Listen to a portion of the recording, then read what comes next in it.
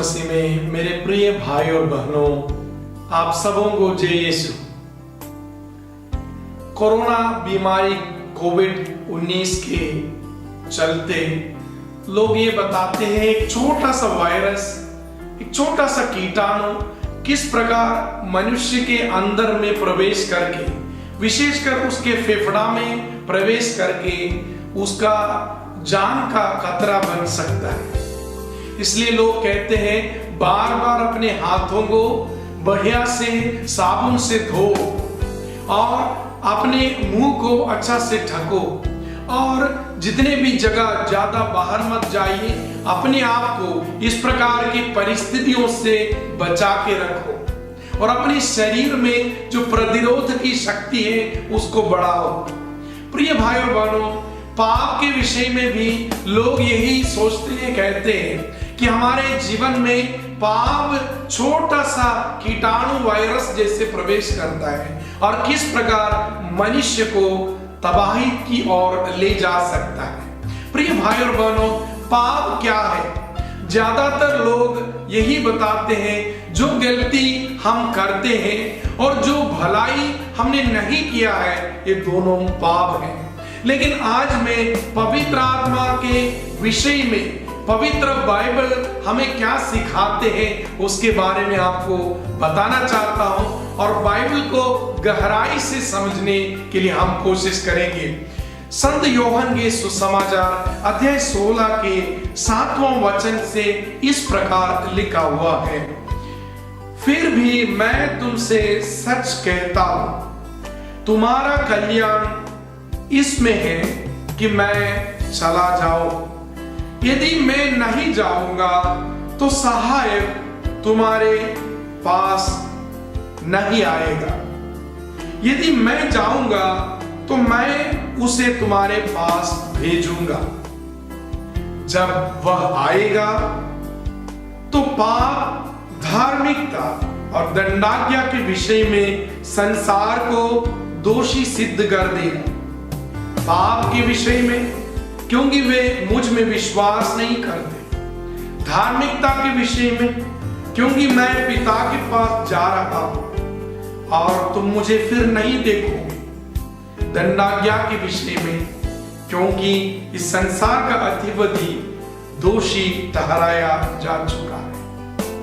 भाई और बहनों, जब वह सहायक आएगा, पवित्र आत्मा आएगा, वह पाप के बारे में, दंडाज्ञा के बारे में और धार्मिकता के बारे में संसार को दोषी ठहराएगा। यहां पर जो शब्द का उपयोग हुआ है ग्रीक भाषा में, यूनानी भाषा में एलेंके, उस शब्द में अंग्रेजी में कन्विक्ट भी बोलता है, कन्विंस भी बोलते हैं, उसका अनुवाद रिप्रूव भी शब्द का उपयोग हुआ है। हिंदी में अलग अलग शब्द हम पाते हैं, कायल करना या तो निरुत्तर करना, दोषी ठहराना, अलग अलग शब्द का उपयोग हुआ है। लेकिन प्रिय भाई और बहनों, इसके बारे में थोड़ा समझना बहुत जरूरी है। संत पापा फ्रांसिस अपने परिपत्र डोमिनुम एट विविफिकांतेम में अपने परिपत्र का संपूर्ण दूसरा भाग इस विषय के ऊपर ही लिखा है। He will convince the world regarding the sin. पाप के बारे में संसार को समझाएगा। प्रिय भाई और बहनों, इस वाक्य में पवित्र आत्मा जो सहायक है, पाप के बारे में दोषी ठहराएगा, कायल करेगा। इसका अर्थ क्या है? इसका अर्थ उसी वाक्य में दिया हुआ है, क्योंकि वे मुझ में विश्वास नहीं करते। प्रिय भाई और बहनों, सबसे बड़ा पाप क्या है? जो यीशु मसीह को तिरस्कार करता है, यीशु मसीह में जो रक्षा, जो मुक्ति, जो उद्धार दिया है, उसका तिरस्कार ही सबसे बड़ा पाप है। इसका मतलब क्या है? हम जानते हुए, हमको मालूम है सही रास्ता है। यीशु के समय में भी यहूदियों के बीच में यीशु आए, अपने लोगों ने उसे अपनाया नहीं और इसीलिए बोलते हैं वे मुझ में विश्वास नहीं करते, इसलिए सहायक पवित्र आत्मा पाप के बारे में सिद्ध करेगा, पाप के बारे में दोषी ठहराएगा। प्रिय भाई और बहनों, इससे बड़ा पाप नहीं हो सकता कि हम उद्धारकर्ता यीशु मसीह के बारे में जानने के बावजूद भी उसको तिरस्कार करना, उसमें जो मुक्ति को दिया गया है उस मुक्ति को ठुकराना ही सबसे बड़ा पाप है। इसलिए फिर आगे बताते हैं धार्मिकता के बारे में, क्योंकि धार्मिकता का अर्थ क्या है? न्याय, जस्टिस। क्योंकि उस धार्मिकता के तहत मैं पिता के पास जा रहा हूं, तुम मुझे फिर नहीं देखोगे। इसका मतलब एक ग्लोरियस रिजरेक्शन के जरिए, एक महती पुनरुत्थान के जरिए पिता यीशु मसीह को पुनर्जीवित करके सारी सृष्टि का मुकुट बना देगा। तो पवित्र आत्मा अपने समय में ये बात को सिखाएगा और जजमेंट के बारे में, अंतिम न्याय के बारे में, न्याय के बारे में भी हमें सिखाएगा। वह आत्मा सिखाएगा क्योंकि इस संसार के नायक, इस संसार के अधिपति शैतान दोषी ठहराया चुका है, वो तो पराजित हो जाएगा।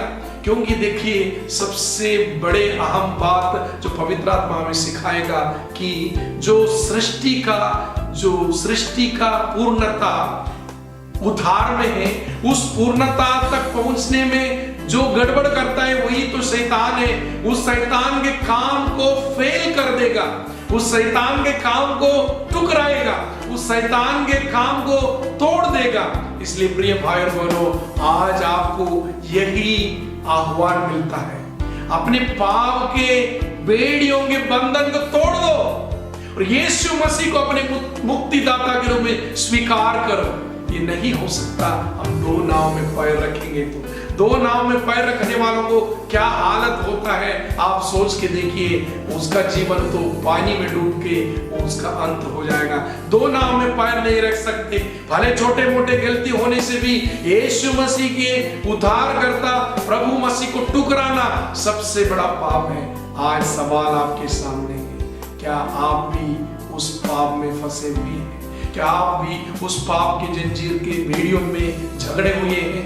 तो आइए उस पाप को तोड़ दो, यीशु मसीह को स्वीकार करो, नहीं तो इस संसार में भेजे जाने वाले सहायक यह सिद्ध करेगा, आपको भी दोषी ठहराएगा, क्योंकि ये लिखा है वे मुझ में विश्वास नहीं करते।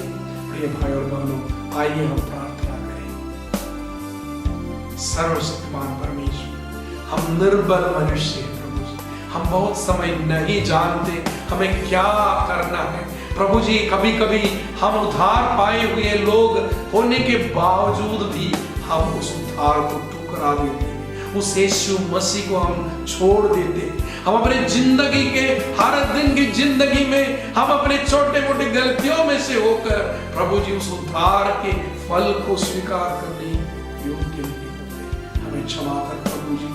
आज आपने पाप के बारे में हमें अच्छे से समझाया। कभी कभी हम सोचते छोटे मोटे जो हम करते रहते वही पाप, लेकिन सहायक पवित्र आत्मा पाप के बारे में हमें कन्विंस करेगा, हमें सिद्ध करेगा, हमको समझाएगा कि क्या पाप है। यीशु मसीह को स्वीकार नहीं करना ही सबसे बड़ा पाप है। प्रभु आशीष दीजिए ताकि हम उस उद्धारकर्ता मसीह को अपने शरण शिला बनाएंगे, हम अपने विश्वास को बताएंगे, हम अपनी जिंदगी को उसके राहों पर चलाएंगे और प्रभु जी एक दिन उस स्वर्गीय सुंदर महिमा में हम लोग भी प्रवेश करने पाएंगे।